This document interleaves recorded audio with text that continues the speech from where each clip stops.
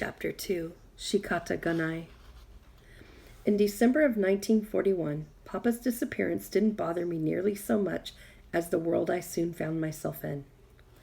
He had been a jack of all trades. When I was born, he was farming near Inglewood. Later, when he started fishing, we moved to Ocean Park near Santa Monica. And until they picked him up, that's where we lived, in a big frame house with a brick fireplace a block back from the beach. We were the only Japanese family in the neighborhood. Papa liked it that way.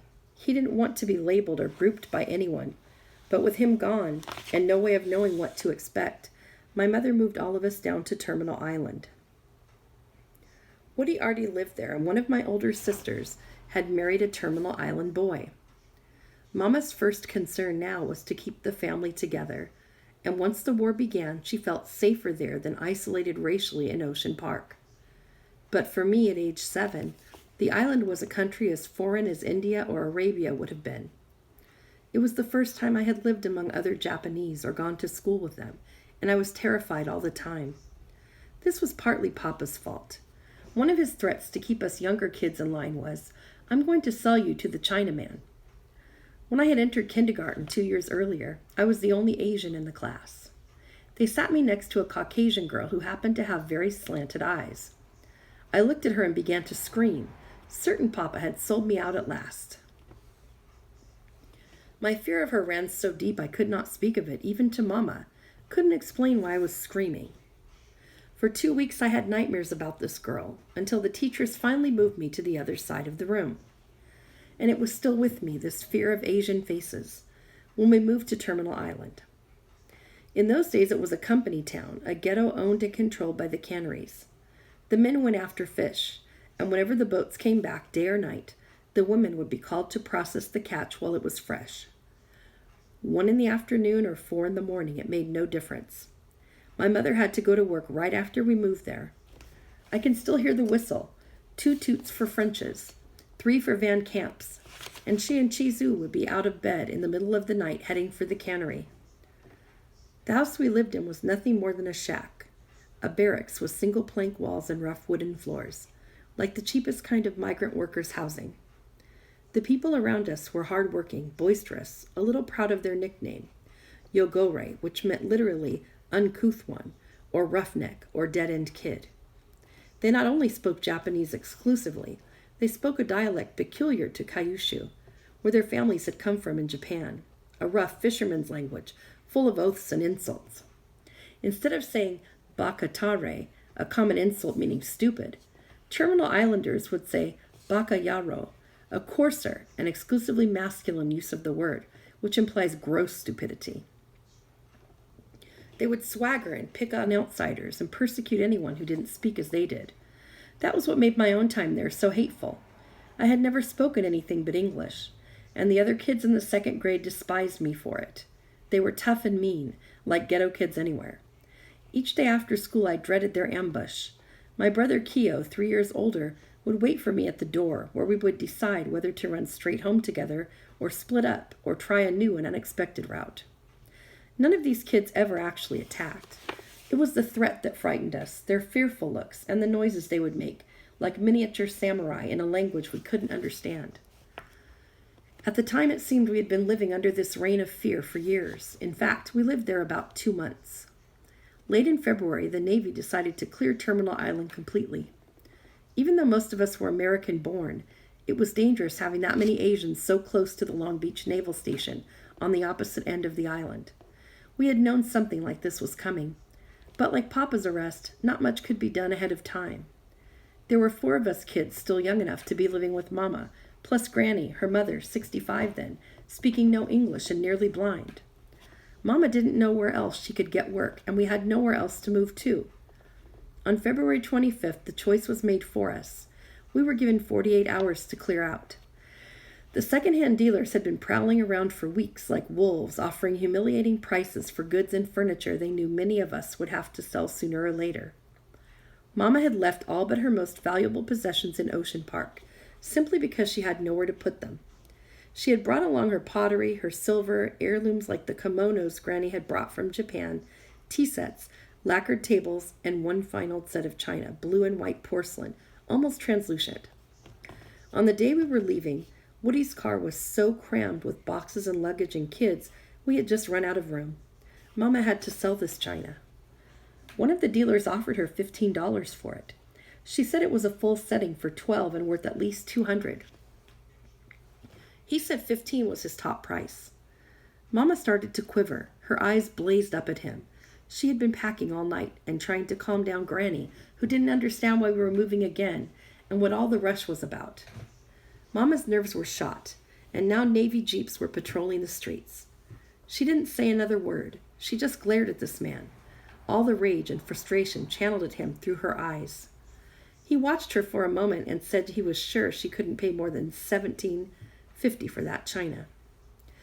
She reached into the red velvet case, took out a dinner plate, and hurled it at the floor right in front of his feet. The man leaped back, shouting, "Hey, hey, don't do that. Those are valuable dishes." Mama took out another dinner plate and hurled it at the floor, then another and another, never moving, never opening her mouth, just quivering and glaring at the retreating dealer with tears streaming down her cheeks. He finally turned and scuttled out the door, heading for the next house. When he was gone, she stood there smashing cups and bowls and platters until the whole set lay scattered blue and white fragments across the floor. The American Friends Service helped us find a small house in Boyle Heights, another minority ghetto in downtown Los Angeles, now inhabited briefly by a few hundred Terminal Island refugees. Executive Order 9066 had been signed by President Roosevelt, giving the War Department authority to define military areas in the western states and to exclude them from anyone who might threaten the war effort. There was a lot of talk about the internment, or moving inland, or something like that, in store for all Japanese Americans. I remember my brothers sitting around the table talking very intently about where we were going to go, how we would keep the family together. They had seen how quickly Papa was removed, and they knew now that he would not be back for quite a while. Just before leaving Terminal Island, Mama had received her first letter from Bismarck, North Dakota. He had been imprisoned at Fort Lincoln in an all-male camp for enemy aliens. Papa had been the patriarch. He had always decided everything in the family. With him gone, my brothers, like counselors in the absence of a chief, worried about what should be done. The ironic thing is there wasn't much left to decide. Those were mainly days of quiet, desperate waiting for what seemed at the time to be inevitable. There is a phrase the Japanese use in such situations when something difficult must be endured. You would hear the older heads, the Issei, telling others very quietly, "Shikata ganai," it cannot be helped. "Shikata ganai," it must be done. Mama and Woody went to work packing celery for a Japanese produce dealer. Kyo and my sister May and I enrolled in the local school. And what sticks in my memory from those few weeks is the teacher. Not her looks, her remoteness. In Ocean Park, my teacher had been a kind, grandmotherly woman who used to sail with us in Papa's boat from time to time, and who wept the day we had to leave. In Boyle Heights, the teacher felt cold and distant.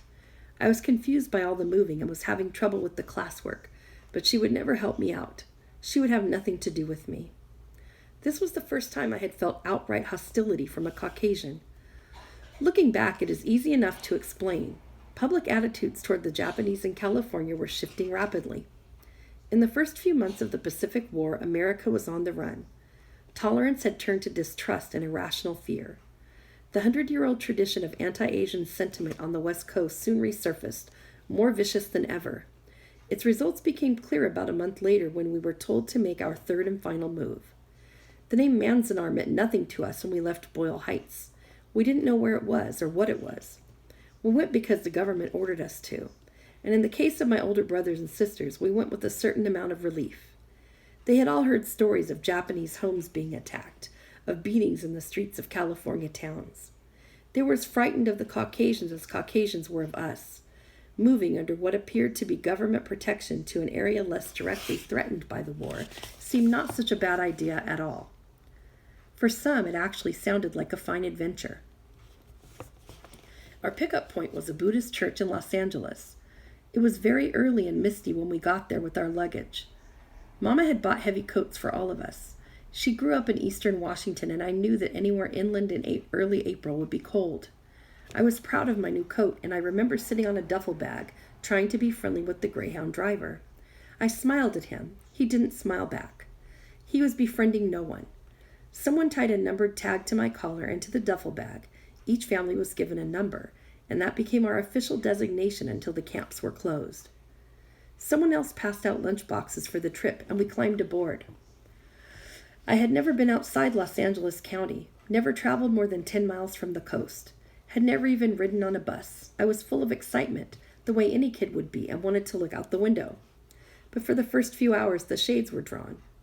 Around me, other people played cards, read magazines, dozed, waiting. I settled back, waiting too, and finally fell asleep. The bus felt very secure to me. Almost half its passengers were immediate relatives. Mama and my older brothers had succeeded in keeping most of us together on the same bus, headed for the same camp. I didn't realize until much later what a job that was. The strategy had been first to have everyone living in the same district when the evacuation began, and then to get all of us included under the same family number, even though names had been changed by marriage. Many families weren't as lucky as ours and suffered months of anguish while trying to arrange transfers from one camp to another. We rode all day. By the time we reached our destination, the shades were up. It was late afternoon. The first thing I saw was a yellow swirl across a blurred, reddish setting sun. The bus was being pelted by what sounded like splattering rain. It wasn't rain. This was my first look at something I would soon know very well, a billowing flurry of dust and sand churned up by the wind through Owens Valley. We drove past a barbed wire fence, through a gate, and into an open space, where trunks and sacks and packages had been dumped from the baggage trucks that drove out ahead of us. I could see a few tents set up, the first rows of black barracks, and beyond them, blurred by sand, rows of barracks that seemed to spread for miles across this plain. People were sitting on cartoons or milling around with their backs to the wind, waiting to see which friends or relatives might be on this bus. As we approached, they turned or stood up, and some moved toward us expectantly. But inside the bus, no one stirred. No one waved or spoke. They just stared out the window, ominously silent. I didn't understand this. Hadn't we finally arrived, our whole family intact? I opened a window, leaned out, and yelled happily, "Hey, this whole bus is full of Wakasukis." Outside, the greeters smiled.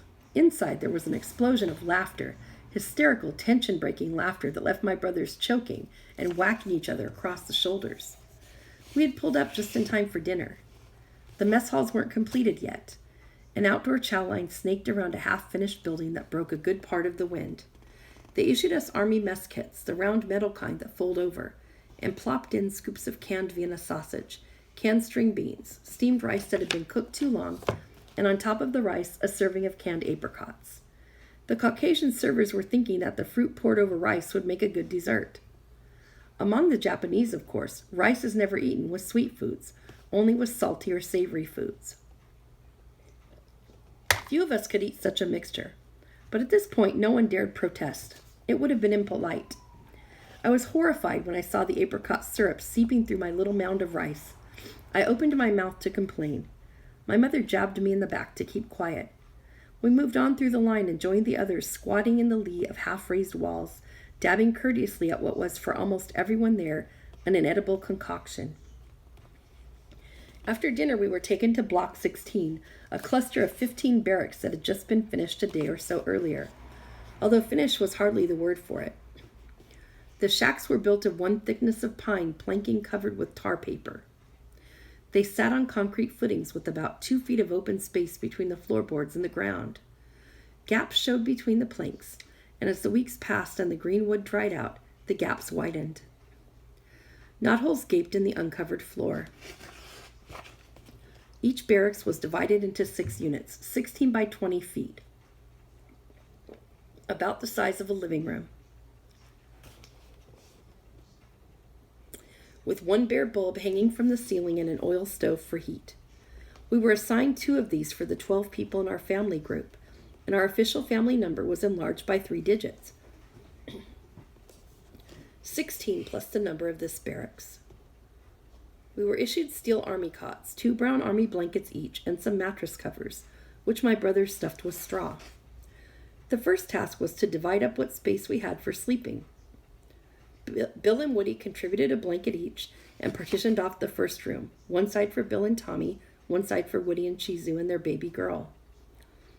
Woody also got the stove for heating formulas. The people who had it hardest during the first months were young couples like these, many of whom had married just before the evacuation began in order not to be separated and sent to different camps. Our 2 rooms were crowded, but at least it was all in the family. My older sister and her husband were shoved into one of those 16 by 20-foot compartments with 6 people they had never seen before. 2 other couples, one recently married like themselves, the other with 2 teenage boys. Partitioning off a room like that wasn't easy. It was bitter cold when we arrived, and the wind did not abate. All they had to use for room dividers were those army blankets, 2 of which were barely enough to keep one person warm. They argued over whose blanket should be sacrificed and later argued about noise at night. The parents wanted their boys asleep by 9 p.m., and they continued arguing over matters like that for 6 months, until my sister and her husband left to harvest sugar beets in Idaho. It was grueling work up there, and wages were pitiful, but when the call came through for camp workers to alleviate the wartime labor shortage, it sounded better than their life at Manzanar. They knew they'd have, if nothing else, a room, perhaps a cabin of their own. That first night in Block 16, the rest of us squeezed into the second room, Granny, Lillian, age 14, Ray, 13, May, 11, Keo, 10, Mama, and me. I didn't mind this at all at the time. Being youngest meant I got to sleep with Mama, and before we went to bed I had a great time jumping up and down on the mattress. The boys had stuffed so much straw into hers we had to flatten it some so we wouldn't slide off. I slept with her every night after that until Papa came back.